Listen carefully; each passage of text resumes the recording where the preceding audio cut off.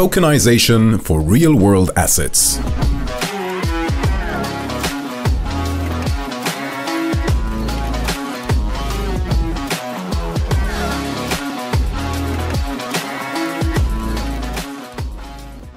They asked me to do this presentation in English. I'll just go back to here. We're going to talk about real-world asset tokenizations, which is using the blockchain to represent a real-world asset, like a house, a deed, insurance policy, equity in a firm, or so forth. My name is Alex Nascimento. I am most well known for teaching blockchain at UCLA, for any of those out here. And I've been in the industry since 2016. Very familiar faces here. And we've been focusing on researching how to do this from a regulated point of view. And that's my area of focus. So one of the things that I find it fascinating is that as people think about tokenizing real world assets, they also think about its disruption. And I like to use the metaphor about cloud computing. So about a few years ago, if you would tell a big company like a bank or even the CIA about cloud computing, they would say it's too new, right? It's too uncertain. It's not something that they would be prone. But we're seeing the same thing happen with real world assets. We're seeing banks, we're seeing large insurance firms, we're seeing large operators of trade finance, all tokenizing real world assets. And according to BCG, or the Boston Consulting Group, we see a few points that tokenization of real world assets is really going to address, right? You have a limited access to investors. So some of the biggest assets, some of the biggest yields in the markets are not available to investors. You have a lack of experience in wealth management from a lot of different players.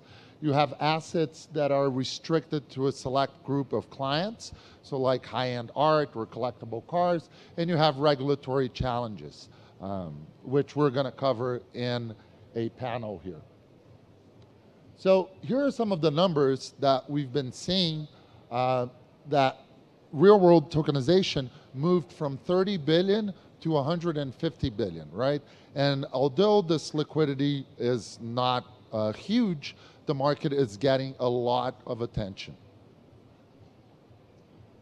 So on other researches that we've been following at the university, we see that by 2030, Citibank assumes that we're going to see about $4 to $5 trillion in tokenized real-world assets. And trade finance alone, for those of you who follow what's happening in China, we're going to see something around $1 trillion. For those of you not familiar with what's happening, I would highly suggest take a look at the One Belt, One Road initiative, or short for OBOR. It's a network of more than 60 countries, all operating real-world assets on a blockchain, utilizing digital currencies or digital assets for payments and transactions. So we foresee that we're going to see four major areas being tokenized. Debt, which particularly the firm I work for here in São Paulo does a lot of debt finance, and tokenizing those is our specialty. Real estate, we're going to see about $1.5 trillion. Private equity and venture capital, as well as other securities. And one of the interesting things that people might think about is, as a Brazilian, how do you get access to buy Apple stock or to buy other securities of, let's say, Uber or other firms out there? Continuing the research that we're seeing, we also see that some other areas of research point out to even more money being tokenized or more value. We're seeing numbers around $16 trillion, which is 3 times what the other research showed. But that's because we're including in those products that not essentially are financial products, such as policies or pensions or alternative investments. You also see a lot of home equity potentially being tokenized, and fleets of automobiles. We're seeing that the number of assets that can be tokenized, it's really endless, including patents. Some of the people that can come up, we're here in the Brazilian iGaming Summit, maybe you come up with a game and you can patent that game and tokenize it. Here is some of the growth we're seeing, and we're projecting that about 10% of global GDP will be tokenized by 2030. And we are breaking it on mainly listed equities. So you're potentially going to see a world of much more liquidity and access of investors to different equities. Case in point, if you're Brazilian, you're going to be able to buy tokenized stocks like Apple or Uber or Facebook that not necessarily you can find here on the local stock exchange. You unlisted equities or private firms, other types of equities, investment funds, a huge opportunity for being tokenized. Bonds, which is our specialty, or for those here familiar with the local market of precatórios. Precatórios are currently being tokenized, which was something that the average retail investor really didn't have access to prior to tokenization. We did a tokenization with a precatório already at Mercado Bitcoin and one at Foxbit. Thanks for the team at Foxbit for helping us out through the process. And we're seeing that you could see investors reaching at an average of 100 reais to have an exposure to a precatório, which previously was something that only a financial institution or a large enough investor could have access to.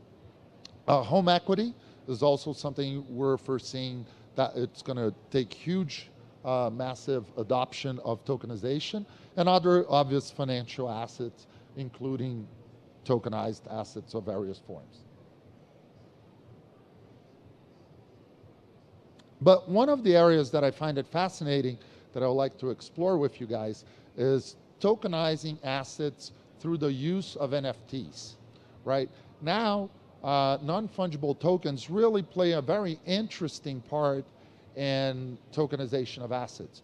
Because, for example, you could tokenize a house or an apartment.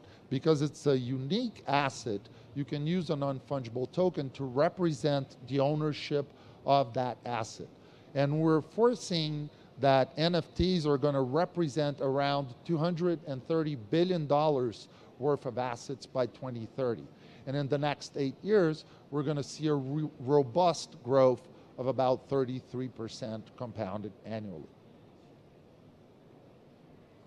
Here, because we're in an iGaming summit, I put together this slide because it shows that obviously collectibles were the most active wallets, as we saw CryptoPunks and other types of NFTs being tokenized and sold in the market.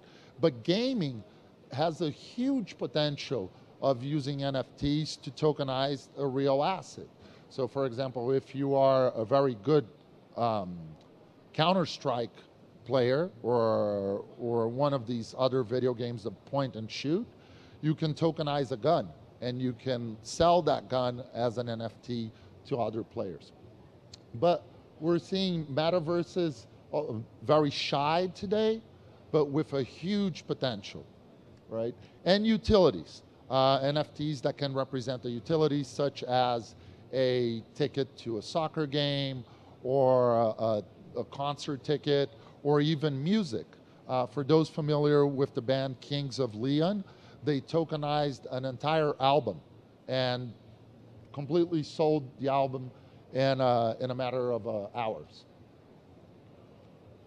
So to finalize here, I think a little bit of ahead of the time, I find that tokenization of real world assets, something that is covered by the famous Amaro's Law, which we tend to overestimate the effect and the impact of tokenization of real assets in the short term, but really underestimate it in the long term. So it's fascinating because we think that this is huge today. But if you really think about the implications of tokenizations of real world assets, we go back to this thesis that most assets in the world in a Web3 economy will be tokenized. So last but not least, as we were developing the curriculum at UCLA about tokenized assets or security tokens, there wasn't really a textbook that would address that issue. So together with colleagues of the university, we wrote a book that you can find it on Amazon. It has more than 50 experts that contributed to it, and it would be a pleasure if you would take the time to read it. It's in form. And I would like to thank you. Here is my email. You can find me also on LinkedIn or on Instagram, and it will be a pleasure to continue this conversation offline, or if you have any questions about real-world assets, happy to address those. Thank you.